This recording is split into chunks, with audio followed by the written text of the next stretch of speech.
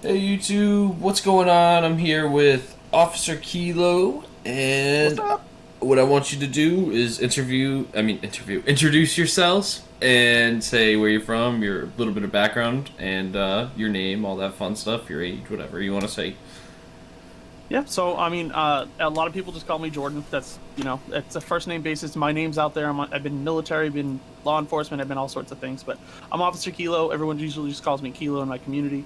But yeah, I'm from New England area, Massachusetts specifically. I love my Dunkin' Donuts coffee, and I like my video games. But like I've got small kids at home, and I stream in my spare time, just kind of as a hobby, and I like to see where it goes. And I play a whole bunch of different stuff. So It's awesome, man. Yeah, so it's a cool name, and I'm from Massachusetts too, so it's a really cool connection that I just randomly found you on TikTok, yeah, and you post New England memes and stuff about dunks, like not going to that when I say that exact thing. You know what I mean? That yeah. was really funny. I was cracking up over that. I was like, yeah, that's me. Um, but yeah, I'm really glad to be talking to you, and I'm sure we'll have a good interview. My Absolutely, first man. question, Yeah. as always, is who/what inspired you to start streaming? So streaming is always one of those things. Is like I've seen the YouTube, I just never had a computer set up for it. So I've watched back when things were just in TV. I watched a handful of people playing games on there, and I watched a whole bunch of YouTube gaming videos and Let's Plays, and it's just a matter of I finally built my first gaming computer in 2014. From playing, I went from playing, Xbox 360 and PlayStation 3, and then the PS4 came out, and I lived on that thing. And Yeah, 2014 rolled around, and I just decided, I was like, all right, I want to build a computer. I built a mid-level. It was like 800, $900 it's a to good build it. computer. Entry level gaming computer. Got what I needed to do, and I said, all right, well, I did the tests and checked everything. I was like, okay, well, it can run as streaming software, so why not just hit the go live button and give it a shot from there? um, and that's really where the hobby started. Yeah, and you know, how long have you been streaming for specifically? Because you have been streaming for quite a bit, from what I remember you said. Yeah, so actually, I believe it's tomorrow, if I remember the date correctly. I had a very Well, today like is when I would be uploading it, so the day yeah, of. so it's somewhere this week is the 3 year anniversary of when I actually started streaming. I had a handful of streams before that I didn't count because they were really just tests. They were like 10-minute, 15-minute. Yeah, Okay, is my connection working? Is my camera doing this? How's the frame rate look? And it literally took me 4 months to iron it out to where I was okay with hitting the go live and actually committing to it. yeah. So just about 3 years. 3 years, wow. Uh, what have you learned in those 3 years? It's all about Like, not what only to pin it down? I'm sorry, I don't mean to interrupt you, but no, by all means. to pin it down to a specific question, what have you learned? Like, what is the biggest lesson you learned over 3 years? Um, don't burn yourself out to the point where your hobby becomes work. Yeah, And I've talked to a lot of partners about this. As I had mentioned to you before we started the interview, I was on a stream team for about a year and a half before the stream team decided to disband. And if they didn't disband, I'd probably still be part of it. But the biggest thing that, the biggest people on the stream team was always talking about is don't let this become another job, because the moment you do, you start losing the love for it. And, it's a juggle. So like working full time in law enforcement, having a large family with a lot of young kids, and juggling my personal life, I didn't want to have to turn work, my hobby into another work. So yeah, it was really take it slow, enjoy it. If you're getting burnt out, don't be afraid to say, all right, guys, I'm getting a little worn out. I think I'm going to take off, yeah. and just end the night, reset yourself.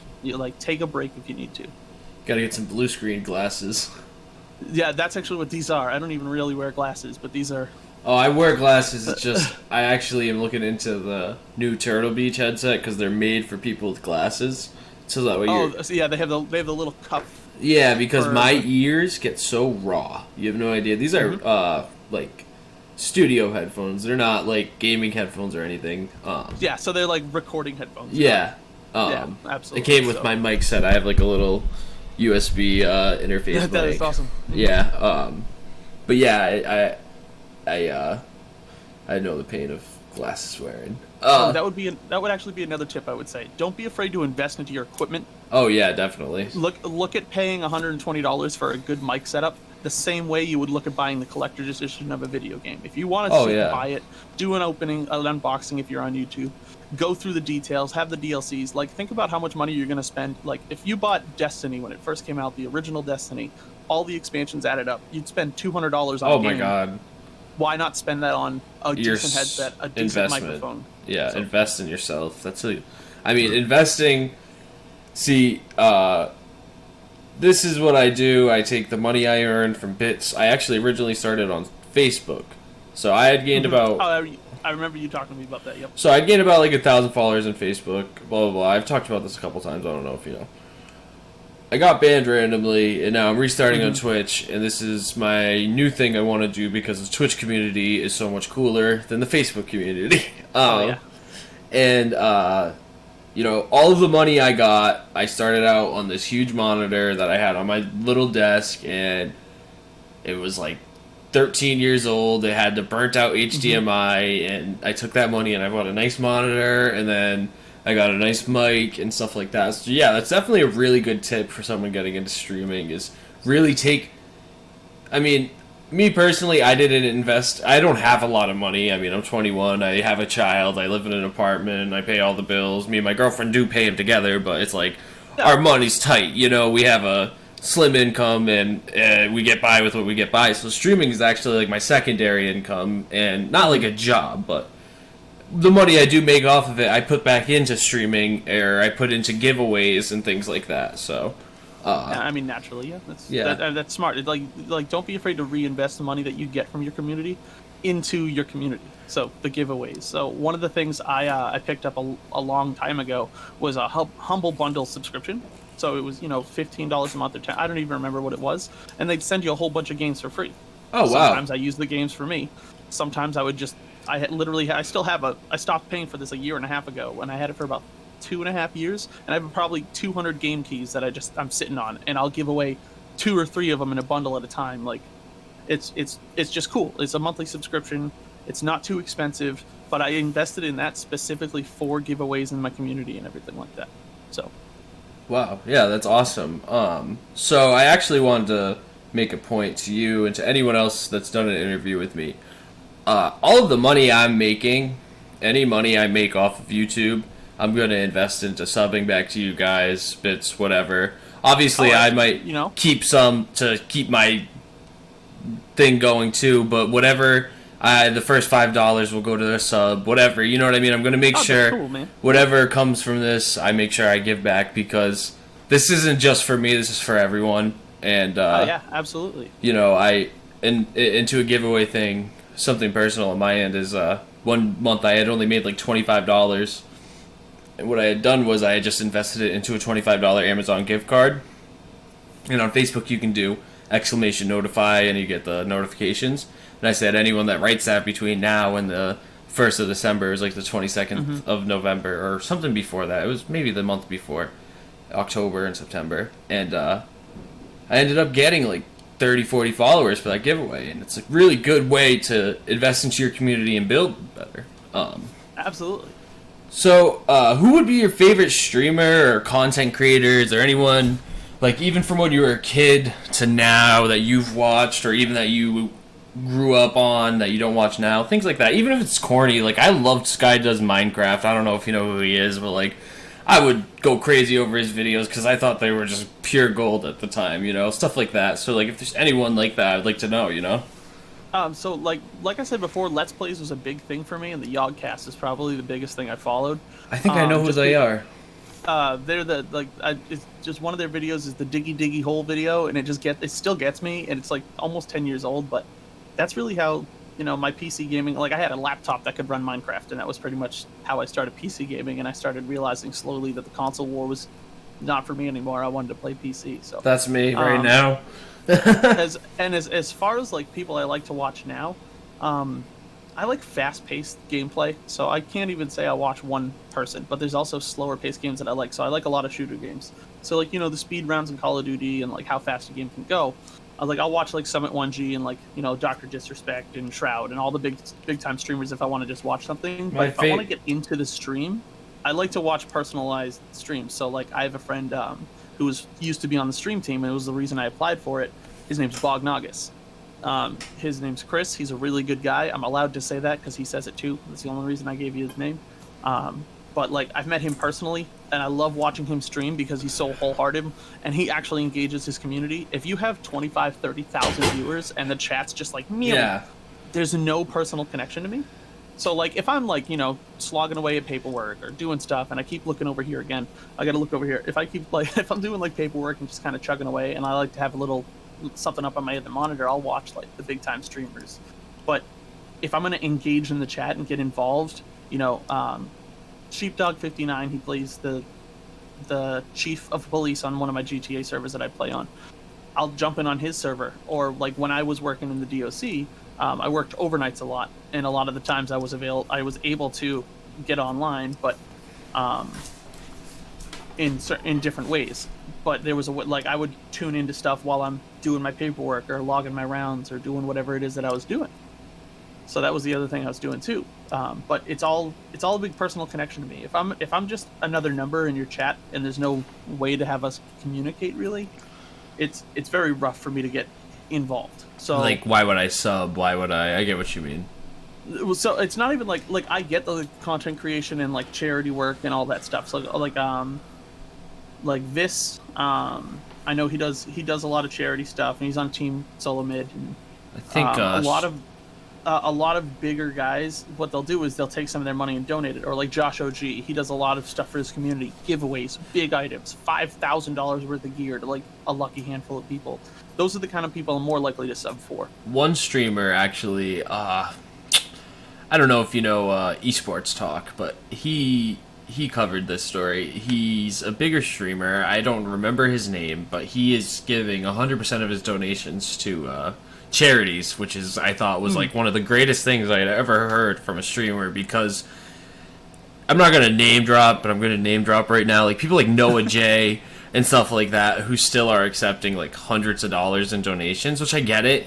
You're getting donated that stuff, which is awesome, but it's like people like Pokimane, I'm pretty sure, and I don't know if Nick Merckx has, but there's been like a lot of people who have lowered their donations to like $5, and it's like they put a cap on it because they don't want someone being like, here, have $5,000, and that's healthy for the community too.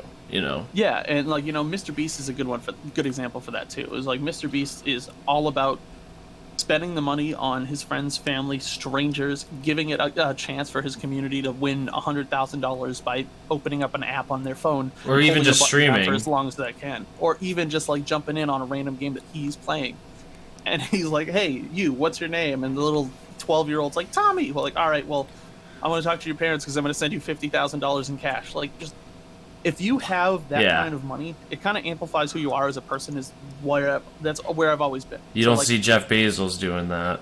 Yeah, exactly. So I know that whether or not Mr. Beast had 5,000 followers or 5 million followers, his character is still pretty much the same, or at least from what I can tell, is like he would be that way with $5, even if it wasn't 500,000. He'd be trying to give some random person $5.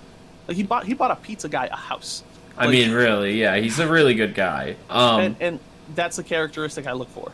So, are you... I think, personally, and this is a little off normal for me on the interviews, I think personally Dr. Disrespect might be one of the greatest live producers, puts on one of the best shows.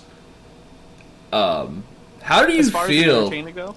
Yeah. Yeah, but how do you feel about that Twitch ban? I know it's sort of old news. I don't know if you're familiar with the drama. Is there a new one that came out, or is this the bathroom one where he was literally filming himself in a bathroom? Oh, what? There was stuff about him in the bathroom. Oh my god! It's like he was at a convention and literally walked into the men's bathroom with his camera live, like rolling, and like didn't see any issue with that. He's probably since beaten that and come back a handful of times. But that's like... There's like a new one where he got banned from Twitch just randomly, and like now he's on YouTube. I don't know. Maybe that's the same thing. It could... It's all reversed. That's the other thing, too, is like when you get that big, It's so hard. You literally have to have a team of people determine what you're going to be able to do, and if you go against, like, Twitch's terms of service, all eyes are on you, and I don't really want to get to that point. I mean, would I love that? Sure, but it's just like being a regular celebrity. Life is different. Look at what PewDiePie did. I'm not defending him in any way for what he said, but one slip up really costed him a ton. You know what I mean? And that was a big slip up. I'm not gonna speak on it because that was I don't agree. I don't think it was right, but that was a huge slip up. And it's like you have that many eyes on you. The things that could happen, like you think about, I don't know if you're familiar with like vloggers, but like Ice Poseidon, he got raided on stream like 3 or 4 times. He's had the FBI point guns at him, like ATF and shit. Yeah, it's like holy shit, dude. Like you don't even know what you could get yourself into sometimes with streaming, and it's like you got to be very careful with what you say when you're that big. Absolutely, and that's really what it comes down to, is like the bigger you get, the more people are like looking at you trying to find something wrong, because a lot of people are negative. So they're not there to enjoy themselves. They're there to be the first person to write a headline that says you said this on live stream. Oh yeah. Oh my god. That's once you get big enough, that's what you're looking at. I mean, yeah. I mean, everyone's looking for the news is never good news. I mean, I think we can all agree on that. But sticking to the script, I would like to ask you, what would be the thing that is holding you back from your next goal? I would really say time. The big thing for me is I was a correction officer for 7.5 years. So Yes. I was working 40 hours a week scheduled, and then I worked overnights, and a lot of the time at 6:30 in the morning, I'm supposed to leave at 7. I get a phone call saying I'm not allowed to leave till 3 p.m. So, like, towards the end of that 7.5 years, I was working 60 to 80 hours in a week and not seeing my family. So I left that job to have more of my personal time with my family. So That's a respectable move. Yeah, I got 4 kids. My oldest isn't even 6. So, and they're all with the same person. So they're That's all awesome. boom, boom, boom, boom. And I want to watch them grow up, because for the past handful of years, I've been watching my kids grow up through photos and videos and stuff that people are sending me. So that was really one of the main reasons I left that job. So I would say the fact that I'm focusing on, not only, I have a small business, I work in the finance sector and stuff like that. So I'm meeting with clients and scheduling time away from my family, already doing that. Run me through a day. Time. I'm sorry, what was that? So run me through a day of what it's like. So my kids are up at the ass crack of dawn.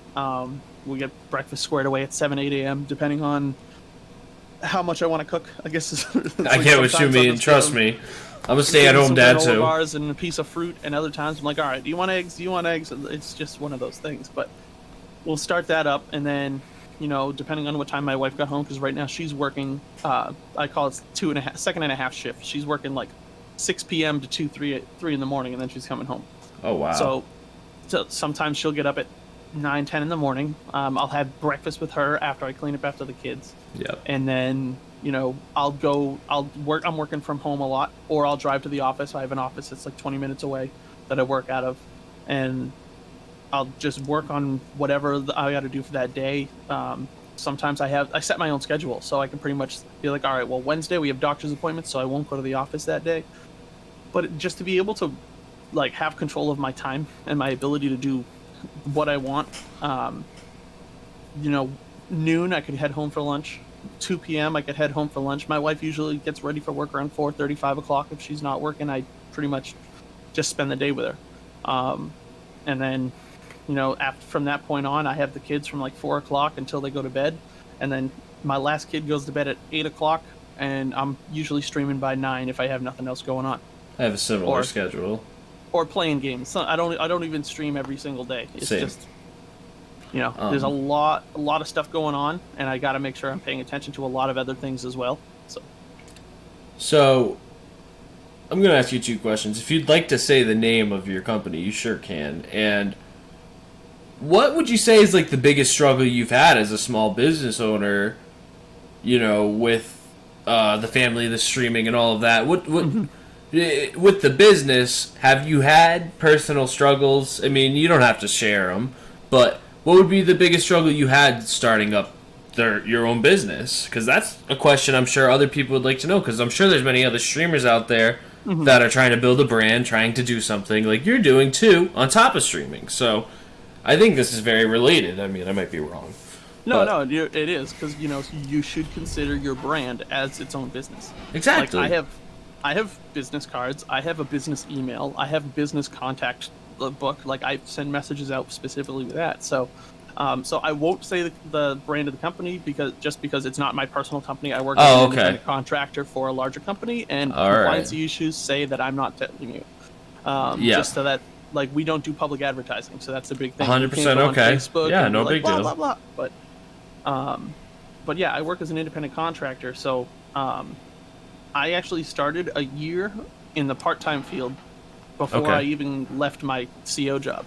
So I was doing it over a year. So I didn't have the initial trying to start with COVID-19 going on, trying to start my own business and trying to get everything squared away. I didn't really have that issue because I wasn't in business by myself, and I was working from home, I wasn't working from home. I was meeting with clients at their houses to do, I'd set up an appointment with somebody, be like, hey, do you mind if I come over, or do you want to meet me at the office? And they're like, just come over our house. It's easier for me. I don't got to go anywhere.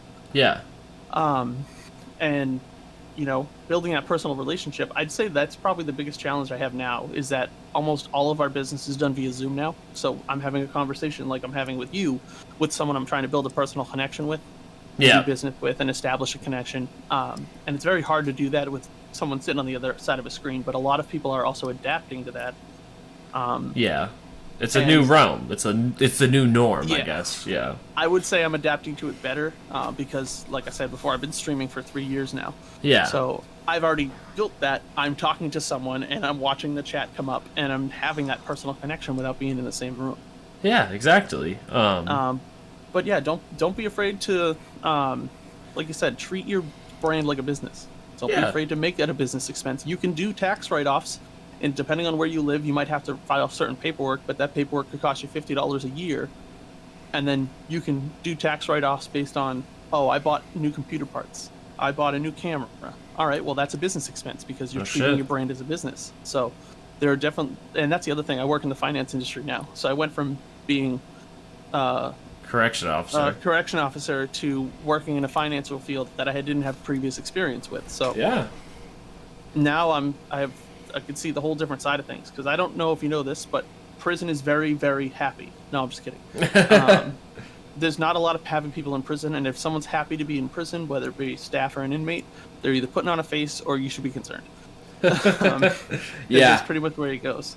So Um, it It's it must be a struggle to juggle all of that, but it must be very rewarding. So going into my next question, I'm gonna say, what is your all-time dream for streaming or just life in general? What would you say your ultimate goal is, and like, what what what would what would make you say, "Wow, I finally did this," with streaming so or whatever? yeah. So with streaming, I'll do both, like as a business owner and as a streamer. So as a streamer specifically, I'd say paying what it costs for my internet each month, or paying for a free game each month to do giveaways and stuff like that. If I had money coming in like that, $100, $200 a month with a concurrent fan base of 5 to 10 people that are regularly there, that I can regularly talk to and build that connection with, I'm happy with that. Right now, my concurrent views are pretty much non-existent. It's just a matter of, I have a handful of friends that jump back in, because I took a long break for almost the first 6 months of this year because I was still working in the Department of Corrections. So It's I was hard. working even worse after COVID came through, and it was just a constant struggle. But between having a baby and my wife's, like, I was almost gone for a full year. Not gone, but like I'd stream once every month. Yeah. Or maybe I'd stream 3 days in a row because it just happened to work out, and then it'd be 2 weeks before I streamed again. It was very sporadic, and it was pretty much a, hey, why not? So now that I'm like at one point I had 10 concurrent viewers, and it was a pretty steady thing, and I had people rating me with 100, 200 people, and like building that community, that camaraderie, because I played Elite Dangerous, Yeah. which was a very niche game. Yeah. I would even call it a rival for Star Citizen, but I'm not familiar it's- with the game, so if you want to Yeah, explain so- the game. It's Microsoft Flight Simulator. Oh, okay. But one for one scale model of the Milky Way galaxy set in the future. Holy shit, that's So awesome. So there's like 400 billion star systems. There's 30 different ships you can get in the game. It's a sandbox game, really. You Yeah. can be you can be a combat ship, you can be a tradesman, you can be an explorer that like there's actually statistics say that 0.03% of the entire game's galaxy has been discovered by players since it came out in 2014 or 15. Oh wow, And that's awesome. they don't expect players to ever crack over 2% of the entire game's Wow. map.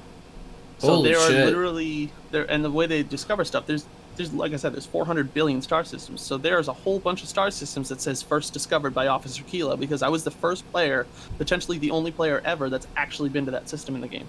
Wow. It's so expansive. It's worth checking out. It's by Frontier Developments, so the same people that make Planet Coaster. And like some of the best friends I've made were through the Elite Dangerous community. Wow. I've gone to TwitchCon to meet with people. I've gone to PAX East to meet up with people, and one of the community reps from Frontier Developments took us out, like all of the streamers that like focused on Elite Dangerous specifically. We all had a very tight community, like 15, 20 of us would meet up, would go out to dinner, they'd pay for everything. It was always really, really good time. Wow. That's really crazy. So you have a pretty big background with the developers of the game and stuff like that.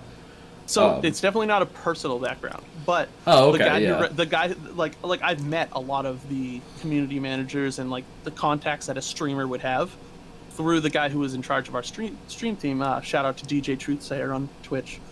He was leading the stream team, and it became such a big business that he ended up having to branch off and take care of his own stuff at home. But he's actually from Europe. Wow. So it was cool because the community had like I think 3,000 or 4,000 people in it at its peak, and like 600 or 700 active people that were constantly, hey, I want to try to go to this. Does anybody want to team up for this? Does anyone want to do that?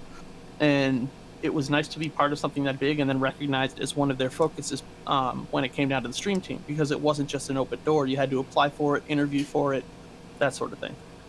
Yeah. Wow. It's very interesting. A lot of cool games I've heard about tonight. I just did an interview before you, and he played like a lot of sandbox games too that I had never heard of. But wow, that's really cool. What would you say your favorite stream that you've broadcasted was? It's hard to narrow that down. Any games that I had exclusive rights to a beta. So there's a lot of games that nowadays are coming out. They're making everybody sign NDAs. So that's pretty much null and void. But like I had early access to the Fallout 76 beta, which I was so excited for. That's and really then the game cool. came out and it was just so broken. But I had fun playing a game that not everyone could get their hands on. Yeah. So early access, limited access, trial run bases. There's a handful of games that I have access to now that I can't even talk about. But that's the other thing is I've thought about recording my content and uploading videos later on after the NDA is lifted. I can be like, hey, this was the playtest, as long as they're fine with it. Well, you could set a premiere on and YouTube. And that's the other thing too, is like I've thought about branching to different things because Twitch has changed in the past 3 years I've been involved. It's just pretty much anything. Time goes by, it's not the same as when you started. Yeah. I'd like to see more support for people that don't have Amazon Prime. A lot of stuff is locked behind the Prime wall. What, for Twitch? I'm not yeah. familiar. Oh, wow. Okay. I had no idea. Amazon Prime, you get a free sub each month. They basically, since Amazon owns it, they've tied to it. Oh, I'm yeah, not saying yeah, it's a bad business model, but people get a free sub each month and they just give it right to Dr. Disrespect or Shroud or whoever the big person is. Because they get a cool icon and stuff. I have seen in the past few years they did upgrade their support for affiliates. They have so many affiliates. Yeah. It's not that difficult to get to your affiliate level. Yeah. And I'll never knock affiliates down. I'm an affiliate myself. But there are so many partners I've talked to that have gotten like, well, I don't really want to have a conversation with you because they're like, getting affiliate is nothing. Because they seem to have forgotten the work they put in to get it, or they was just handed to them. Well, there's a lot of work we put in that is like right now that's going to matter so much more than what it matters when you're hitting partner, I guess. You know what I mean? Yeah. And it's not even like, I'm not saying that affiliate is this grand, oh my goodness, you finally made it. Like, a person I feel could really get affiliate very easily in 2 months, 3 months of actually hard deciding you want to go for it and going for it and building for it. Yeah, I agree. But there's completely. a lot of big streamers and partners that are like, affiliate, and that's the attitude I don't like with people. Yeah. So, but it's been nice to see Amazon be like, okay, well, affiliates should have emotes too, and the sub tiers, and Now, like, I think an affiliate can have 5 emotes. Wow. I don't want to say that. I'd have to go check and see what I have. I think I have 4. But it's based on like certain thresholds. So if you get 5 subs in 1 month, we'll give you a 3rd slot for free, like that sort of stuff. So at my peak, I had 1 month where a bunch of people gifted subs. Yeah. So I think at most I had 125 subs 1 month. Holy and that shit. was like the first time I got paid for streaming. Yeah. You know, there was a check. I got a check for like $460 in the mail, and between a couple donations and a couple other, like the bits and everything that people were throwing my way. And like it was that. It was like I was like, wow, like this something came, like they just gave me a whole bunch of money. I better make sure it wasn't a mistake. And they were like, nope, you earned that money. Like, here you go. Yeah. So like it's a matter of like they showed the support for the people that want to put the effort in. And I really like that about Twitch. So like I'm not exactly like, you know what, see you later, I'm going to Facebook, or see you later, I'm gonna go stream on YouTube only. Like I like the Twitch community. I like the people I've met along the way. Yeah. So I also have really bad ADHD, so I just trailed off completely, forgot what the actual question was. You stuck to it. I said, what was your favorite stream? You broadcasted. You stuck to it. Okay. You named quite a bit. So I'm going to ask you a 3-part question here. What was your favorite game? What game changed you the most? And what game has caused you the most success? Okay, so I would say my favorite game that I've streamed is Elite Dangerous. Just okay. Like it's the game I have the most amount of hours in. As far as the game that's changed me the most and brought me the most success, I'd have to go with Grand Theft Auto. I play roleplay on 5M custom servers, so I'll do, instead of GTA Online, it's a roleplay scenario. So like I have a very long history in my life with Dungeons and Dragons and live action roleplay and games that involve putting yourself into the eyes, ears, mouth, whatever you want to do of another character. Yeah. And living your life vicariously through them. So GTA roleplay was kind of like a way for me to get back. Like I had a bunch of kids. I couldn't just go off and play D&D or go game whenever I wanted to outside of the house. So I needed to kind of bring that outside element back into it. Yeah. And I found Grand Theft Auto roleplay. I was like, how does that work? I ended up upgrading my computer to the point where I needed to make it work. And it's like I fell in love with it. So I've been on probably over a dozen or 2 servers, but I've locked in on a handful of servers right now. I'm on Our Benefactors. I was on NoPixel before, but it was just so hard to get connected because I didn't have any clout. So I'm waiting in line. Yeah. And, you know, I had a lot of fun with that. I made a lot of good friends along the way. Our Benefactors is the one I'm at right now. I play a mechanic. OfficerKillo. I also used to play OfficerKillo, who was like my police character. So the ability to switch between characters one day and play, you know, I have a minor criminal character on one server, and then on the same server I had my police officer character. So going from being on one side of the coin to the other and having that experience and, you know, building the connections on the police side that I don't normally, it's nice to put myself into that mindset again. That, you know, I grew up, I think the first time I went out actually LARPing, which for anyone that doesn't know, it's D&D live. So you go out for a weekend and you beat the crap out of people with sticks that are covered in foam, and it's actually awesome, put yourself in, like, you're the character for the weekend. So that's the kind of stuff I got into and got me into gaming as a whole when I was like 14 or 15 years old. Yeah. So I'm 30 now, and I've got 15 years of experience doing that, and GTA RP gives me a chance to bring that out. Once I found that out, I'd say that game was my most successful game that I streamed. You know, I was on NoPixel or on any of the servers that I played on. I'd get concurrent viewers from the server that are talking about stuff going on in game and like, oh, that's funny that you just got that guy to do that, blah blah. Like, but it's because it's people that are relative to the game. Like the people they're not just popping in. Like my buddy Brian shows up and goes, hey, what's going on, man? It's like someone that actually can relate. Yeah. So like Grand Theft Auto roleplay through 5M. Once I found out what that was, and then all right, so 3 parts. I know what was your favorite? You named both of them. Didn't you say the game that caused you the most success was GTA, both, right? Mm-hmm. Yeah. And changed me. It's most success. That was the third thing. I was like, most successful and changed me in the most ways was GTA. Yeah. But my favorite game to play was Elite Dangerous. They got a big expansion coming out next year. Are you going to hop back on it? Yeah, so I've been slowly kind of working it back into my rotation to get back into the pilot seat. Like I actually have, let's see if I can get this down without breaking it. Like I have a throttle and stick setup so I have Oh wow. full on hand like control and everything. Oh, that's really cool. And it's immersive, it's fun. It's one of those games I can play completely by myself, just doing stuff, chatting with people, not worrying because it's not a lot of in-game conversations going on.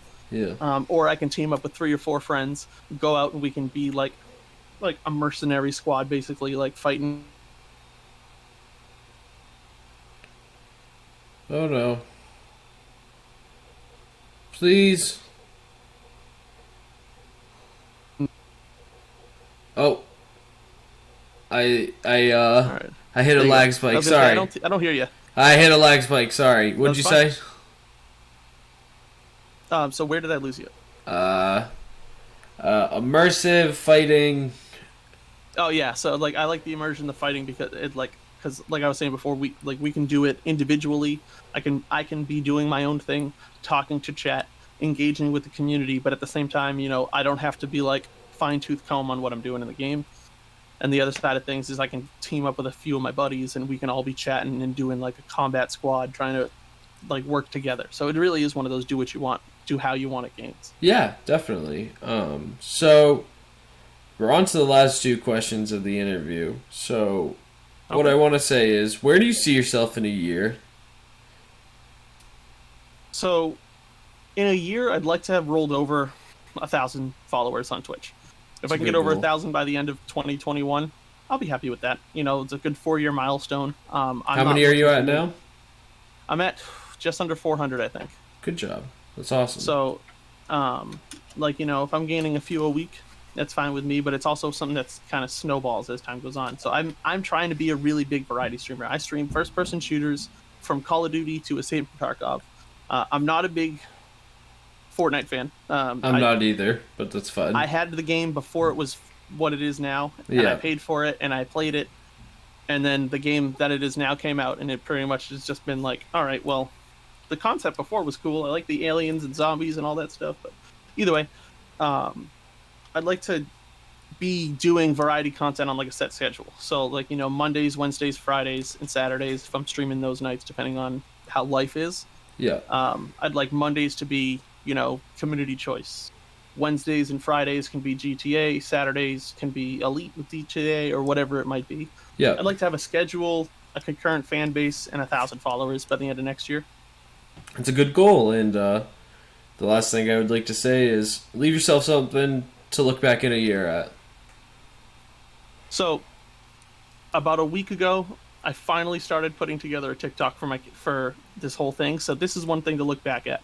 Is a week ago I put up the first video, which was just use this sound if you're a small streamer, and that got me connected to you. Yeah. So now I have something to look back at. Where a year from today, I'll look back and see, all right, well, how well does the TikTok work? Because I've tried to use it as a medium specifically for getting my character out there.